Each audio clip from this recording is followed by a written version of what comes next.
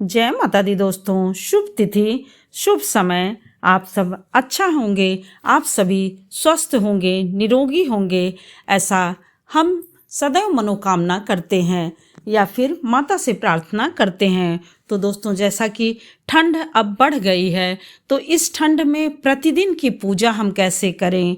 पूजा सुबह या शाम दोनों समय करें या फिर दीपक शाम को कैसे ठंड में जलाएं? तुलसी का पौधा किस दिन अपने घर में ले आएं और किस दिन लगाएं? क्या हम शौच जाने के बाद पूजा कर सकते हैं, यानी शाम का दीपक जला सकते हैं या नहीं जला सकते हैं?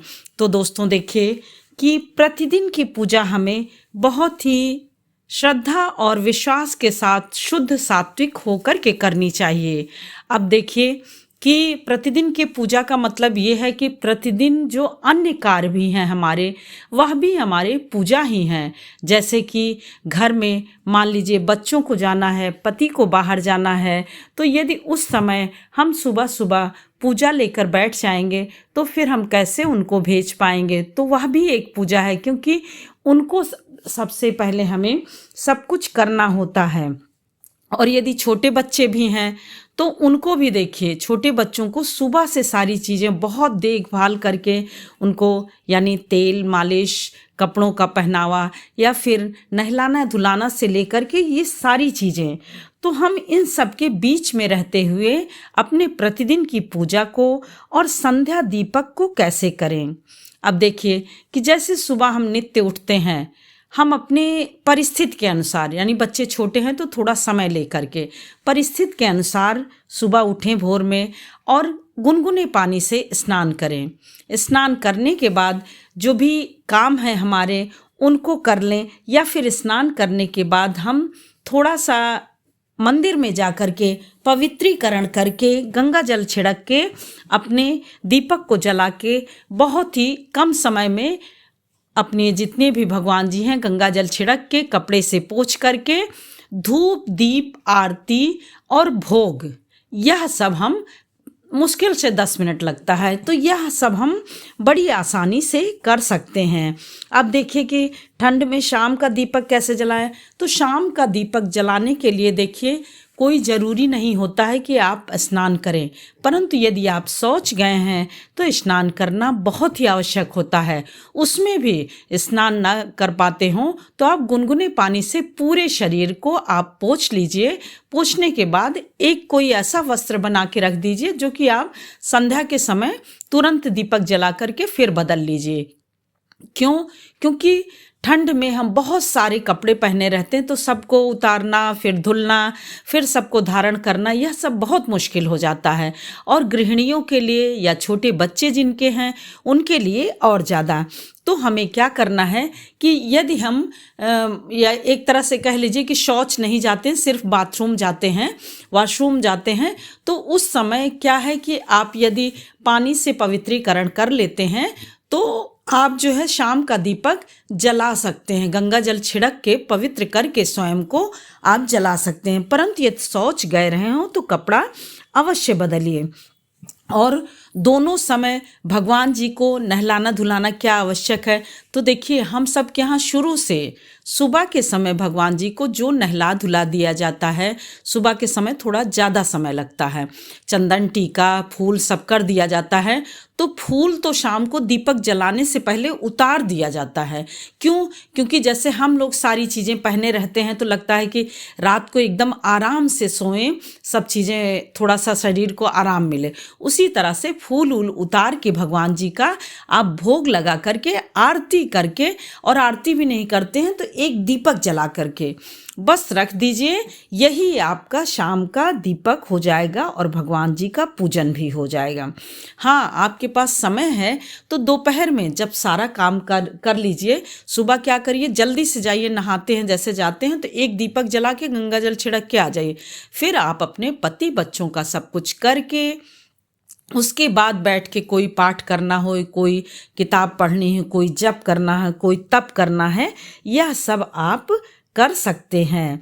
इस प्रकार से ठंड में बचने के लिए हमें देखिए सदैव सभी वस्त्रों को भी पहने रहना होता है। तो इन सब का ध्यान देते हुए अपने कार्य को करना है। और एक चीज़ देखिए, जैसे कि जिन महिलाओं के छोटे बच्चे हैं, क्या वो बार बार उन बच्चों की सूसू पॉटी साफ करने के बाद कपड़े बदलें पूजन और दीपक में? तो ऐसा कहीं भी नहीं, बल्कि शास्त्रों में इसको एकदम पवित्र माना गया है। आप कोई भी पूजा कर रहे हैं, पूजा करके आप जैसे कि बच्चों को साफ करवाते हैं, धुलाते हैं, तो हाथ पैर धुल लीजिए, अपने हाथ साफ कर लीजिए, लेकिन वस्त्र बदलने की कोई भी ज़रूरत नहीं है। यह शास्त्रों में कहा गया है, बुजुर्गों द्वारा कहा गया है, हम सबके घर में ऐसा माना जाता है। तो देखिए, गंगा जल छिड़क के आप पवित्रीकरण कर सकते हैं। इस प्रकार से अगर आपको जो है लगता है कि दूसरे समय भी बहुत सारी देर तक पूजा पाठ करें, तो ऐसा बिल्कुल नहीं है। और देखिए, गृहस्थ में ये सारी चीज़ें बिल्कुल भी संभव नहीं है। अब देखिए, क्या सभी भगवान जी को अलग अलग भोग लगाएं? तो ऐसा बिल्कुल नहीं है। एक मंदिर है तो वहाँ आप एक कटोरी में भोग लगा करके तुलसी दल पत्र डाल देते हैं, तो वह सभी को प्राप्त हो जाता है। ऐसा सभी ज्योतिषियों और शास्त्रियों और पुराणों द्वारा बताया गया है। परंतु मान लीजिए कि बृहस्पतिवार है, उस दिन हम चने की दाल, गुड़ और मुनक्का तो विष्णु भगवान के पास रखते हैं, लड्डू गोपाल के पास रखते हैं। या फिर मान लीजिए एकादशी है, चावल नहीं चढ़ाना है, हमें चावल नहीं करना है, चढ़ाना नहीं है, तो उस दिन कोई और चीज़ भोग लगाते हैं, भगवान जी के पास रख देते हैं, मखाने की खीर आदि। तो इन सब चीज़ों को दें। हनुमान जी का मंगलवार जिस दिन रहता है, तो भुना हुआ चना और गुड़ यह जो है उनको भोग लगाते हैं। इस प्रकार से देखिए, पूर्णिमा के दिन खीर का भोग लगाते हैं, तो पूर्णिमा के दिन तो हम चावल की खीर जो है उसका भोग लगा सकते हैं। तो ऐसे दिनों में तो अलग लगा सकते हैं। नहीं तो आप क्या करिए, हाँ, ऊपर नीचे है मंदिर, तो भी लोग सोचते हैं कि ऊपर भी दीपक जलाएं, ऊपर भी भोग लगाएं, फिर नीचे भी। तो ऐसा कुछ नहीं। एक जगह आप अपनी श्रद्धा भावना और विश्वास के साथ एक जगह और कम समय में, गृहिणियों को बहुत ही कम समय में सुबह आप उठिए, अपने नित्य क्रिया को करने के बाद स्नान करिए, स्नान करने के बाद स्वच्छ वस्त्र धारण करिए, जा कर के गंगा जल से पवित्रीकरण करिए सभी चीज़ का, और जो भी मूर्ति, फोटो, तस्वीर जो है उसको पोछिए। पोछने के बाद आप जो है दीपक और धूप जलाइए, वह दिखाइए, फिर सिंदूर, हल्दी यह सब लगा करके भोग लगाइए। भोग लगा करके घंटी बजा करके आप उनको समर्पित करिए, और यह करने के बाद हाथ जोड़ लीजिए। इसमें भी आपकी संपूर्ण पूजा मानी जाती है। यानी जल, भोग, पूजा, धूप, दीप, आरती, यह सब भी आपकी संपूर्ण पूजा मानी जाती है। इस प्रकार से तुलसी पत्र बस भोग में रखना ना भूलें, जिससे कि कहते हैं कि तुलसी पत्र भोग स्वीकार नहीं होता है। परंतु किसी किसी देवी देवता को जिसको नहीं चढ़ता है, अलग से लगाया जाता है भोग, तो उसमें ना करें। अब देखिए, तुलसी का पौधा खूब आप दान भी कर सकते हैं, दे भी सकते हैं। और अपने घर में लाना हो तो सिर्फ रविवार और मंगलवार को छोड़ करके आप, या फिर अमावस्या तिथि को ना ले आएं। इन सब तिथियों को छोड़ करके आप जो है, क्योंकि अमावस्या के दिन तो वैसे भी उखाड़ना, तोड़ना, लगाना, ये सब बिल्कुल कोई चीज़ नहीं करनी चाहिए। इससे पितरों के आशीर्वाद से आप वंचित रह जाएंगे। तो इन सब चीज़ों का थोड़ा सा ध्यान रखना चाहिए। आप इन दिनों में ना वो करिए। उसके बाद आप किसी भी दिन शुभ मुहूर्त में तुलसी ले आइए, लगाइए, और तुलसी का पौधा अपने घर में अवश्य रखिए, वो चाहे जिस विधि से। बस इतना ध्यान रखिए कि अपवित्र जगह पे वो ना रहे, जहाँ आते जाते छू जाएं, या फिर मतलब ऐसी जगह पे जहाँ ये सारी चीज़ें बिल्कुल ना हो, वहाँ पे रखिए। और थोड़ा सा धूप और रोशनी मिलती रहे, जिससे कि तुलसी माता खूब बढ़ती रहें। और तुलसी माता का जैसा जो है बढ़ना होता है, सुख समृद्धि दिखती रहती है घर की। ये सारे सूचक होते हैं, सारे देखिए इनके वैज्ञानिक भी तथ्य हैं। हर तरह से प्रकृति भी हमें बताती है कि हमें किन किन चीज़ों से हमें सुख और समृद्धि प्राप्त होने वाली है। और बगैर घर जो है, बगैर तुलसी के तो घर रहना ही नहीं चाहिए। इस प्रकार से बहुत सारे कार्य ऐसे होते हैं घर में, देखिए, जो आपको करना होता है, परंतु आप ऐसा होता है कि पूजा पाठ की वजह से, तो देखिए कार्य जो घर के हैं वह सब आप कभी भी कर सकते हैं। या फिर जिसका जो समय होता है, जैसे किसी को भेजना है सुबह सुबह, तो वो तो सुबह ही करना पड़ेगा आपको, तो आप उसके बाद पूजन पाठ का करिए।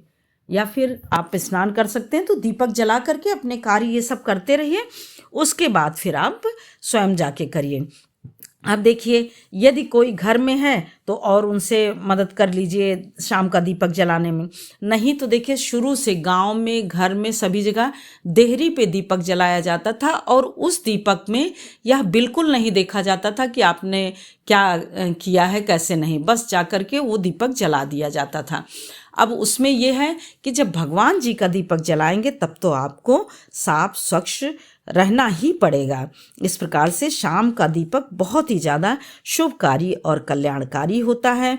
और अब देखिए कि जो जल हम प्रयोग करते हैं भगवान के मंदिर में, उसको क्या करें, तो देखिए शुरू से हम लोगों के यहाँ मतलब गमले में फूल पौधे, पेड़ पौधे रहते हैं, उसमें छोड़ दिया जाता था, और जब ढक के रखा जाता था तो हम उसको अपने किचन में यानी रसोई घर में किसी भी चीज़ में उपयोग कर सकते हैं। इससे सभी घर के लोगों की बुद्धि अच्छी रहती है, सकारात्मक चीज़ें प्राप्त होती है, और उनके विचार बहुत ही अच्छे होते हैं। अब मान लीजिए कि 5 दिन के उसमें मासिक धर्म में कैसे पूजन करें, तो देखिए उस समय आप कोशिश करिए कि भगवान जी को बिल्कुल भी स्पर्श ना करिए और ना छूइए। मन से बस ऐसे स्वीकार कर लीजिए कि हाँ, हमने दीपक जलाए, ये किया, वो किया, भोग लगाया, परंतु स्पर्श नहीं करना है। और यदि घर में है, बच्चे और पति कर सकते हैं तो बस भोग लगा दें, एक दीपक जला दें। दीपक भी नहीं जला सकते हैं तो बस भोग लगा दें, गंगा जल छिड़क दें। इतने में ही सब कुछ हो जाता है। वह भी नहीं होता है तो आप 5 दिन हाथ जोड़ लीजिए, और क्योंकि भगवान सभी कुछ जानते हैं, वह बस आपके श्रद्धा और विश्वास को देखते हैं। बुजुर्गों की सेवा, आपके घर में बुजुर्ग हैं तो उनकी सेवा